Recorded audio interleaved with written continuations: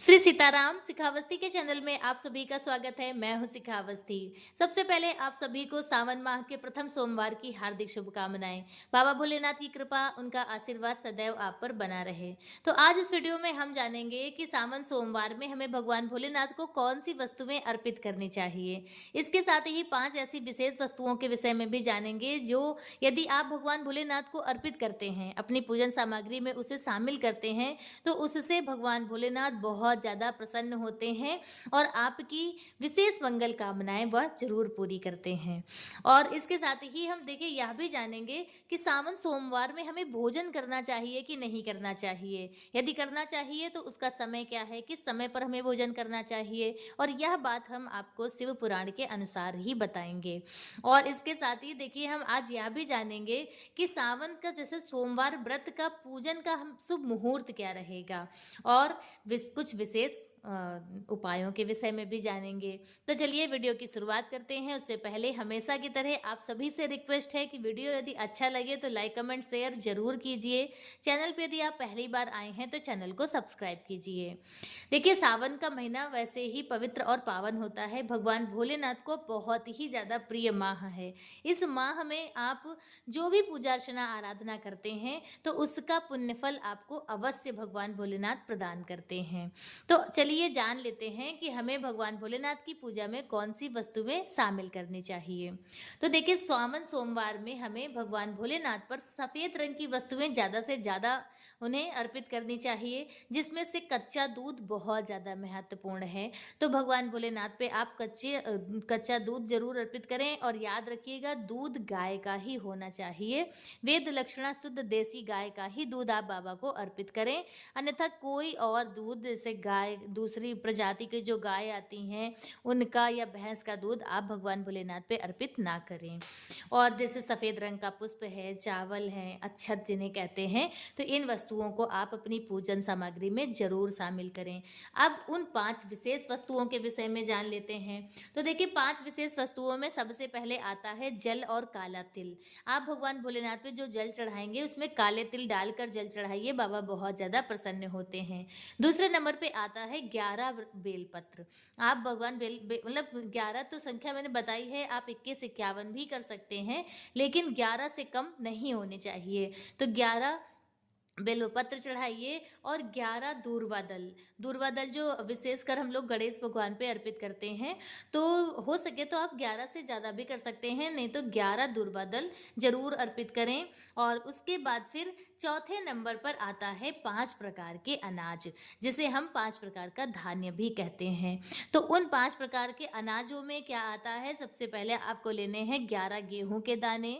दूसरे नंबर पे लेने हैं 11 काली उड़द के दाने, खड़े दाने, ठीक है। और फिर तीसरे नंबर पे आते हैं 11 मूंग के दाने।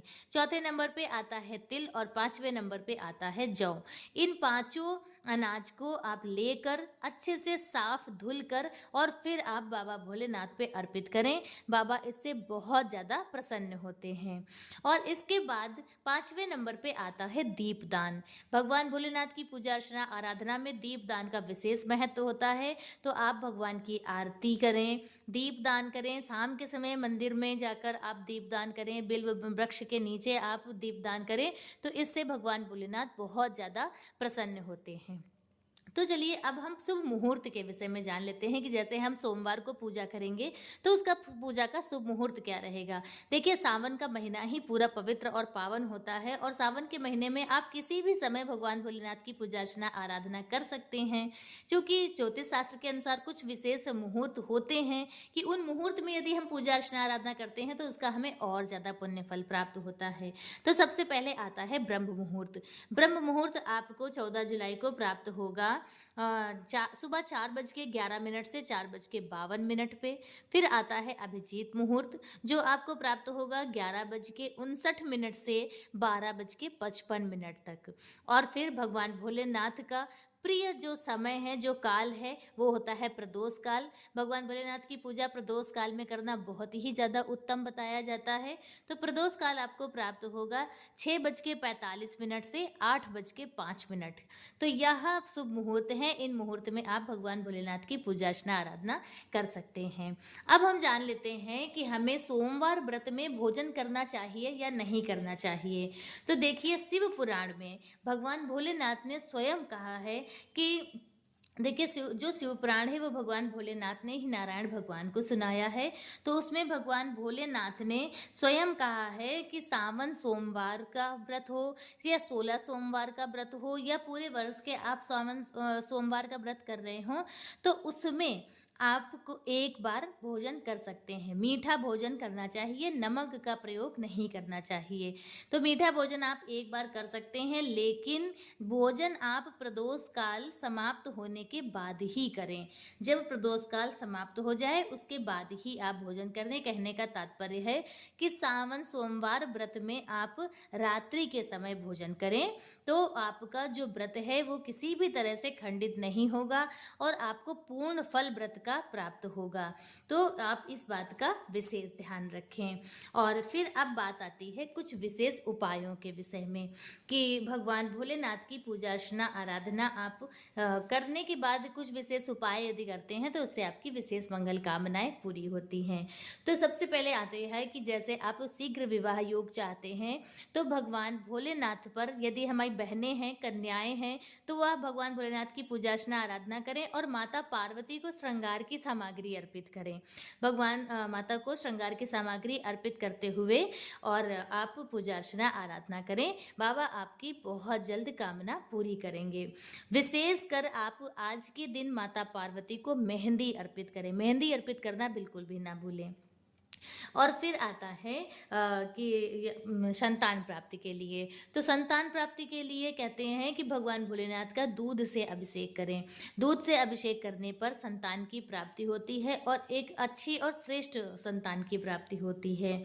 और किसी भी विशेष मंगल कामना की पूर्ति के लिए, किसी भी विशेष संकल्प की पूर्ति के लिए शिव पुराण में ऐसा वर्णन आता है कि यदि आप 108 हरी मूंग के दाने बाबा भोलेनाथ को अर्पित करते हैं तो आपकी विशेष मंगल कामनाएं बाबा भोलेनाथ बहुत जल्द पूर्ण करेंगे। और यदि 108 दाने यदि आप नियमित रूप से 90 दिनों तक लगातार चढ़ा देंगे तो किसी भी तरह का आपका संकल्प हो वो बाबा भोलेनाथ जरूर सिद्ध करेंगे, जरूर पूरा करेंगे। बस किसी का अनभला सोचते हुए आपको वो संकल्प नहीं लेना है। आप अपनी विशेष मंगल कामनाओं की पूर्ति के लिए, किसी भी साधना की सिद्धि के लिए आप यह उपाय कर सकते हैं। तो आज का वीडियो मेरा बस इतना ही। वीडियो कैसा लगा कमेंट करके ज़रूर बताएं। और एक बार फिर से सावन सोमवार व्रत की आप सभी को मंगल बधाइयाँ। हर हर महादेव, श्री सीताराम।